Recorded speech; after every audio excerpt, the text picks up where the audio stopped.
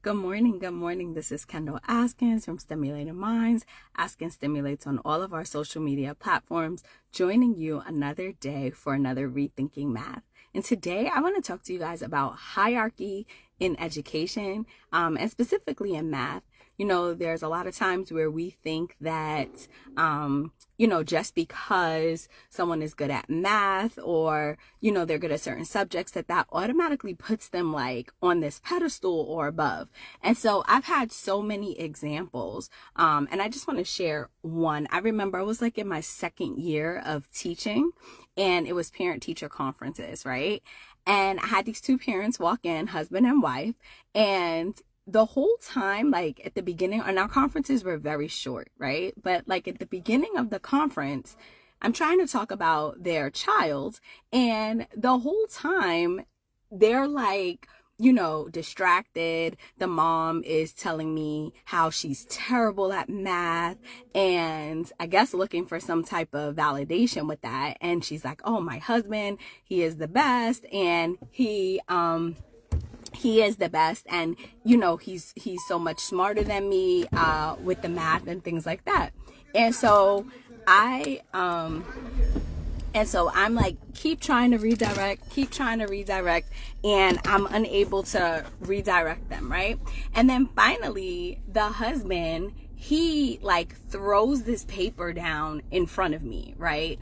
And he's like, here, try to solve this. And I'm looking at him, I'm super annoyed at this point, and I'm like, what is this? So I look at the paper, and it was a math riddle, and I had seen the riddle before. And so I just looked and I said, here's the answer. And I told him the answer, and his wife, was looking, and he's like, surprised, like, how did she, like he wasn't expecting me to be able to solve it so quickly, let alone solve it at all.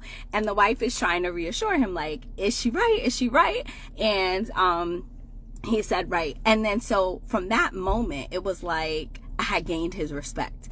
And unfortunately, that wasn't the first or the last time that I had to prove that I belonged in the room, right? And people often look at me, they think I look young, they look at the color of my skin, whatever it is, and they often try to place me where they think that I belong in that. But you know who has never judged me? My students, the children.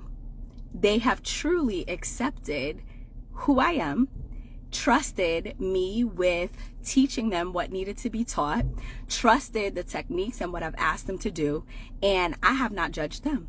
And we were able to create something beautiful. And so when we, as the teachers, educators, whatever in the space, whatever space you're in, you're able to make sure that you become a learner and that you can pull from those that you're sharing knowledge with, and those that are getting knowledge from you can openly do that, and you have that transfer back and forth, something very beautiful is created. And so today I want to challenge us to rethink this hierarchy, to rethink this idea that just because there's experience, or you walk into a room and you feel like you're the expert in the space, that means that you can place others above or beneath you based off of what you think. We are all learners, and we all have the capacity and the capability of learning and teaching in whatever environments we are, based off of what our strengths and based off of what we know. So I want to hear, have you guys had any examples where you were a teacher or a learner in a surprise space? Have you had to prove who you are in those spaces?